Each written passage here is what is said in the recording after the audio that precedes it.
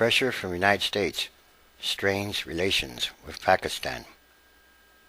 The Obama administration is putting pressure on Pakistan to eliminate Taliban and Qaeda militants from the country's tribal areas, but the push is straining the delicate relations between the allies, Pakistani and Western officials say. The Pakistani military's recent heavy offensive in South Waziristan has pleased the Americans, but it left large parts of Pakistan under siege, as militants, once based in the country's tribal areas, take their war to Pakistan's cities. And now, many Pakistanis blame the United States for the country's rising instability. And this is not a good sign. The United States could be making more enemies than they are friends. The Secretary of State, Hillary Rodham Clinton, arrives in Pakistan this week, as she is scheduled to do. She will find a nuclear-armed state consumed by doubts about the value of the alliance with the United States and resentful of ever-rising American demands to do more, the officials said.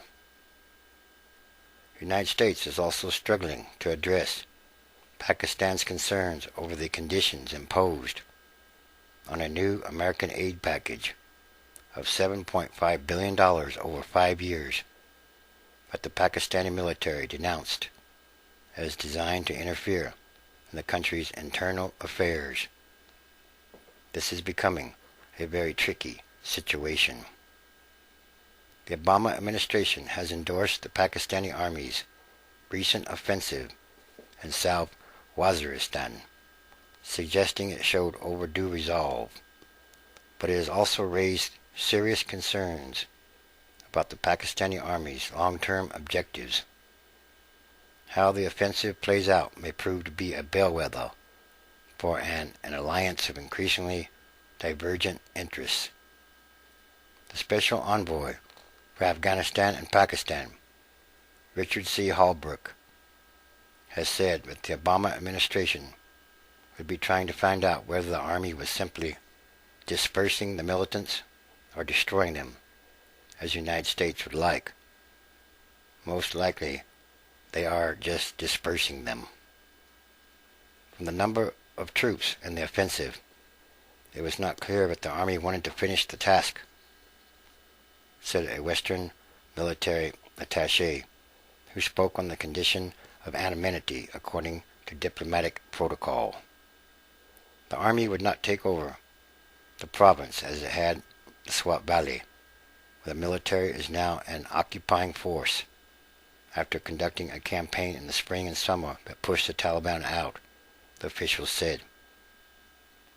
So if they don't plan to hold the territory, then the Taliban will come right back in. It remains to be seen how the campaign will play out in a region where the Army has failed in the past. Experts say the Army has sent approximately 28,000 soldiers to take on about 10,000 guerrillas or Taliban, a relatively low ratio according to military specialists. So this is more like a punishing action, more than anything it appears to be.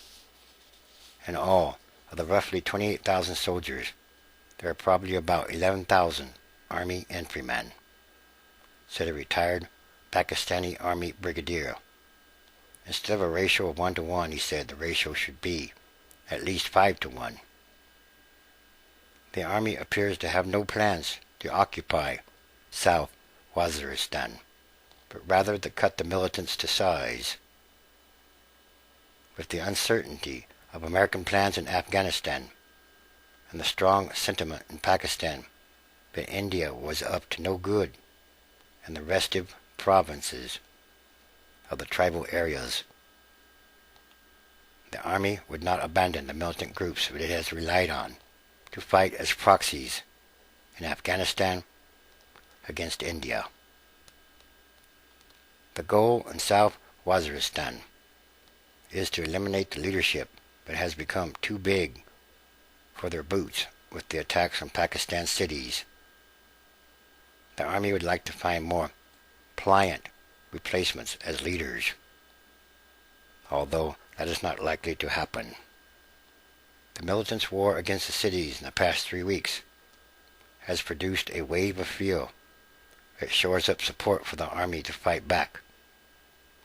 But the terror has also amplified complaints with the unpopular civilian government of President Zardari, who is seen as slavishly pro-American, is unable to cope with the onslaught. Mr. Zardari, whose relations with the Pakistani military appear increasingly strained, has not addressed the nation since the militants unfurled their attacks, or since the Army launched the offensive. The Interior Minister was pelted with stones last week when he visited the International Islamic University after 2 suicide bomb attacks on the campus killed 6 students, including women. After the attack at the university, the Pakistani government ordered all schools and universities closed in Punjab, the most populous province, a move that affected Pakistani families like never before. The impact is being felt in every home. Before, it was just a northwest frontier province. The mood is as bleak as I remember, said a well-to-do parent. The government says the private schools must open, but security is up to the schools.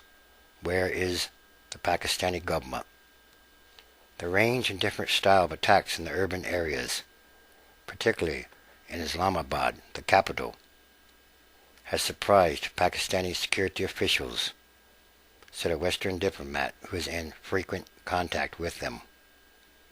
The Pakistani security services knew that sleeper cells have been put in place in both cities in the past 6 months, but their strength was unknown.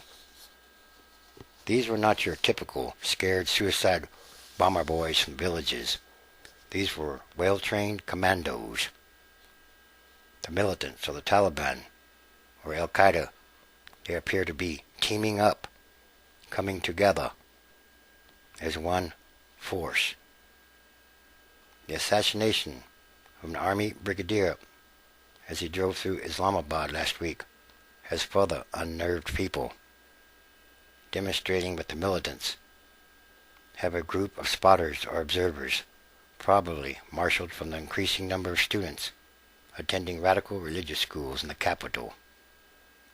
So, whatever President Obama decides about troop levels in Afghanistan, Pakistan is increasingly looking at the United States and NATO and deciding that they are headed for the exits, an outcome that encourages Pakistan to hang on to the militants that it has used as proxies.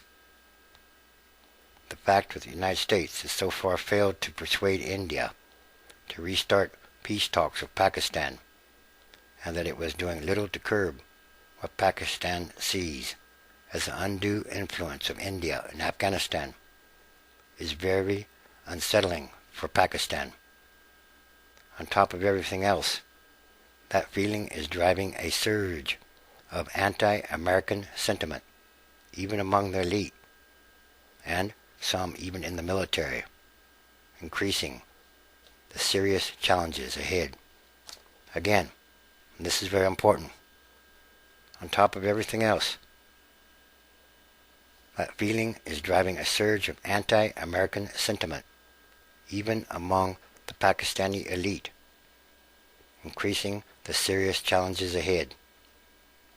There is a general perception in the educated class that Pakistan is paying a very, very heavy price for fighting alongside the United States, said a prominent economist and dean of the business school at the National University of Science and Technology in Islamabad.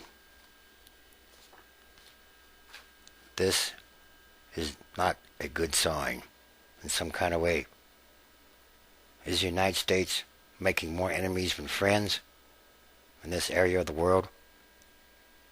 Like I said before, the Afghanistan war has gone on way too long. It should have been concluded a long time ago, at the very least. And, once again, these are more signs, the end times, transition days. Transition is ongoing, happening, day by day, all around the world.